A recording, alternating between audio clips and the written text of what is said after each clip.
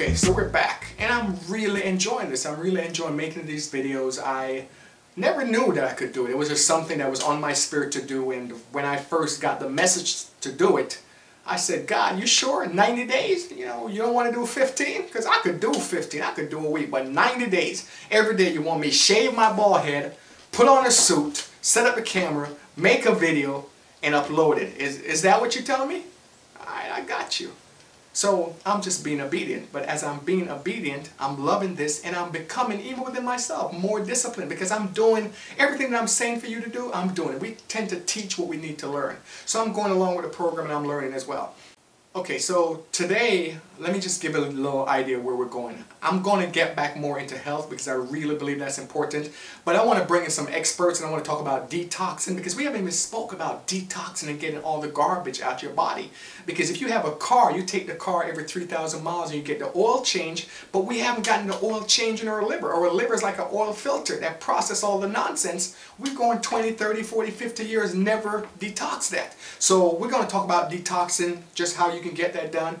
Other stuff you can do in stretching, something as simple as stretching. You want to start stretching, keeping your body flexible. You want to start working out, doing some push-ups. You don't have to do weights or anything. So we're going to get into all that stuff. We still have some time. Today I want to talk about fear, because I've been getting a lot of questions again about fear. And fear is the thing that keeps you from your greatness. Anything that you're not achieving is really a fear. There's a fear someplace that we're not addressing. And a lot of times we pick up fear from places we don't know. I'll tell you a story. I love telling these stories. I love telling stories. I don't know why, but it's just I like telling these stories. So I was living in Orlando. I just started getting into speaking and wasn't making any money. As a matter of fact, nothing was working for me. I couldn't figure it out. I was very depressed, and the reason why I was depressed is I would go to what is called these college showcases. And in the college showcase, you had about represented from maybe 100, sometimes 200 schools, sometimes as little as 75 schools. And you would go on stage and they would give you 15 minutes to give a little excerpt of what you did. And I got on stage and I would do my thing, and when I came off stage they would all say, "Oh my God, that Negro is talented. We gotta bring this Negro to our school." And they would book me for February. No matter what I did, they would book me for February. So I remember 2000, I went on stage, it was March 2000, and I went on stage at APCA in Atlanta, and I did this performance, and I came off stage feeling really good, went back to the room where they're booking the acts and the different performers, and everybody were going crazy over Kirk Nugent. Oh my God, we got to get him to our campus, we got to get him to our campus. And they booked me solid for February 2001. I didn't have any shows for March 2000, April, May, June, July, and I'm thinking I might starve to death before February 2001 come around. They wouldn't book me. And that made me very depressed, because I didn't see my message as a black message. I saw my message as universal, and they're booking me for African American History Month. I'm not African and I'm not American, I'm Jamaican. So I got into this funk and really became depressed. Nothing was working for me, I was just down. And Les Brown was my mentor at the time. As a matter of fact, we were sharing a condo in Orlando. And he flew back home and he saw me in this funk and he said, "Kirk, what's going on?" I said, "Les, man, I'm not even sure what I'm doing. It's not working for me. I'm going out there. I don't know how to let these people see beyond my skin, because my message isn't a black message, so to speak. It's not a white message. It's just a universal message." And I'm here, I'm in Orlando, my son is in Jersey. I haven't seen my son in 2 months. I'm missing my son. I'm feeling very depressed. I'm feeling like I'm not a good father. And Les said, "Kirk, you worry too much. You're thinking too much. As a matter of fact, here, I'm going to pay for you to fly back to Jersey, pick up your son, fly him back to Orlando, take him to Universal Studio, have the time of your life, go to the movies, have some fun, fly him back to Jersey. You'll fly back with him, because how old is your son? He's 6? Okay, you fly back together to Jersey, and I'll fly you back to Orlando." Wow! No one has ever did this for me. I was so happy. I was so excited. I flew back to Jersey and got my son and told him, "We're going to Universal Studios, we're going to Disney, we're going to do all of this stuff." And this boy tells me, "Yeah, Daddy, but I'm afraid to fly." "You're what?" "I'm afraid to fly." "How do you know that? You've never been on a plane. How do you know you're afraid to fly?" "I don't know, I just am." I said, "Javon, stop it. You're not afraid to fly. You've heard your mom saying that she's afraid to fly all your life, and you've picked up that fear. There's nothing fearful about flying. I'll fly every day back and forth to work. What are you talking about? I said, dude, are you afraid to fly? You're afraid of the plane? Is that what you're telling me? He said, no. Then what are you afraid of? I'm afraid the plane might crash. So you're not afraid to fly, you're afraid to die. That's what you're saying to me, because you're going to die. If the plane crashes, you're going to die. And even if you don't fly, guess what, Javon? You are going to die. So he said, okay, maybe it's I'm afraid to die. I said, Javon, you can't get out of that. And it doesn't make sense for you to tiptoe through life hoping to arrive safely at death. You'll never live. Boy, get your ass on that plane. And he started laughing. So we got on the plane, we flew back to Orlando, and we're on the rides at, what is it called, Universal Studio, Freefall. Whee! We're having the time of our life. Mickey, Pluto, everybody's there. We're having fun. When The Matrix just came out, we went to see the second Matrix. We went to see it 2 times. We're there in Florida. We flew back. Javon had his time of his life. Next, he flew to see me by himself. Didn't need anybody. He started flying by himself. Enjoyed it so much. But that fear almost made him miss out on a great experience. And that's what we do. We have these fears, irrational fears. We're afraid of, oh, I'm afraid I might look bad. What the neighbor's going to think. Who cares what the neighbors think? I don't care. Because I don't see the neighbor looking through their blind and go, oh my God, I wonder what Kirk Nugent is going to think. So I don't care about the neighbors. I don't care about none of that stuff. I just care about how can I live the most fulfilling life. Cornell University did a study, and they studied over, I think it was about 5,000 or 6,000 seniors.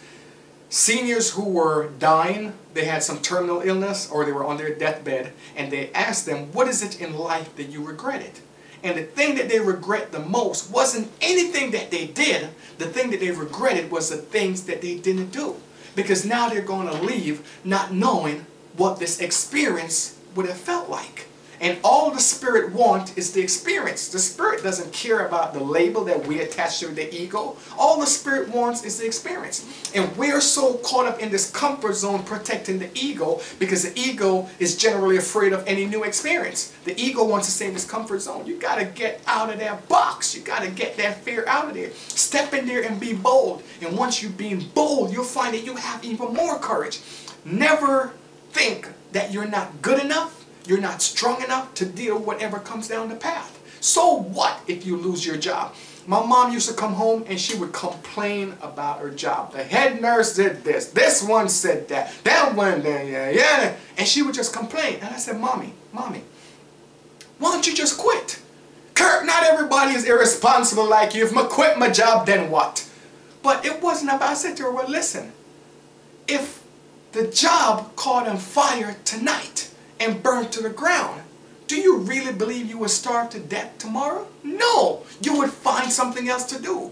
Why wait until your intestinal, your internal system, your organs are burned to the ground from the stress before you go looking for something else? Just leave. Step out. You'll be okay. It might be rough for a little while. It might be tough for a little while. But trust me, you will be okay. You're not the first person to lose your job. And stop looking for a job. Start looking for your passion. Your passion will create a life that you won't need a job. But too many times we have this fear, we're in this fear bubble. You got to get out of that bubble, baby. Ain't no greatness in that bubble. You got to get out of the fear bubble and tell yourself, no matter what comes down the path, together, Lord, you and I can handle it. That's what I do. I don't care what comes down the path. Together, Lord, you and I got this. And that's how I live my life. I'm not going to go around stressing. I'm not going around worrying about something I can't change. But I'm going to go around living in the moment, being as present as I can, and having as much joy and as much fun in my life. Because it's short. It goes by very quickly. I remember a couple months ago, I was changing my son Pampers. Now he's driving his own car, going to work, going to school. It goes by like that. So are you going to stay in that comfort zone and wish, oh my God, if only? I always say this. A year from now, you're going to wish you started today. So what is it that you're trying to change? What is it that you're looking to do? You can never have the life that you want while living this one. In order to have what you want, you have to give up what you have. So you're going to have to give up the life that you have right now in order to get the thing that you want. You can't have it both ways. So decide to just step out of your comfort zone. Decide to put your ego aside and not be embarrassed when something goes wrong. Because it's not really going wrong. It's just not according to your plan. But there's a divine plan and you're being moved right along. It's unfolding, as I like to say, in accordance to the prophecy. That makes people think I'm crazy. When I say stuff like that, people, oh yeah, you got to watch that Kirk Nugent. He's either on medication or he needs to be on medication. Anyway, you have to get to a point where you step out of your comfort zone and you become courageous by putting more stuff in your mind. We keep going back to the mind. Be ye transformed for renewing of the mind. Keep putting stuff into your mind that reinforce the idea that you're great. The stuff on television doesn't reinforce the idea that you're great. The stuff on television is put there to scare you. And when you're afraid, you shrink. That's what happens. You want to put stuff in your mind that expand your consciousness. Let you know, I don't care what the economy is doing. I'm Kirk Nugent, baby. I'm going to find a way. If I can't find a way, I will make a way.